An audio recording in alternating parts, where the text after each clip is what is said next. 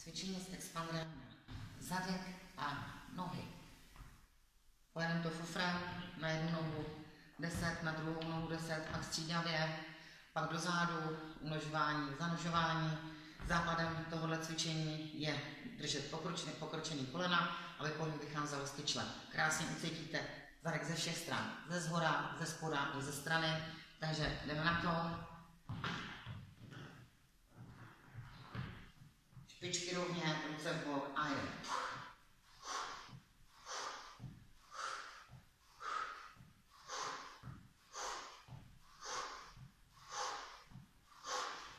Když bych vám tu muziku pořádnou, tak si něco pusté.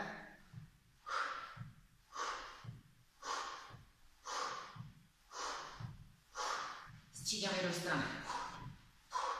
Pozor na hýbání tělem. Fixujeme kruh, jenom nohy zadek jde.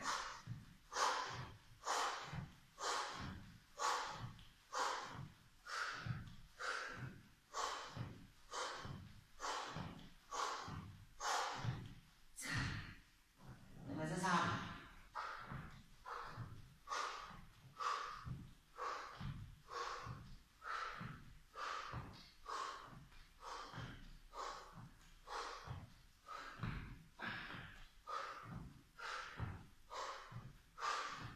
Poslední kombinace celkově. Kdy půjdeme do strany, kdy půjdeme do zádu a tím zapojíme hned na jednou vlastně celý zadek. Do strany a hned do zádu.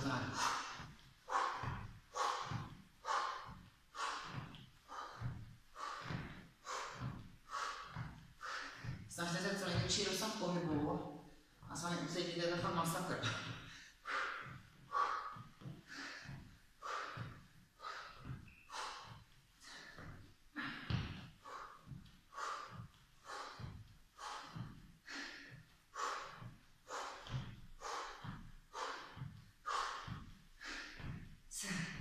Tuhle kombinaci bychom mohli dát prostě no tak to jde, no tak můžem. Já už skoro teda to můžu.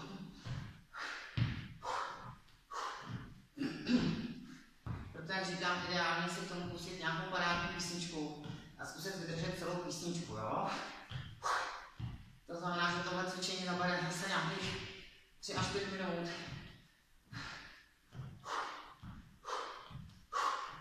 Tak a uvidíte, jak ten zadek masakrujete. Takže jděte do toho a zacvičte si. Čau.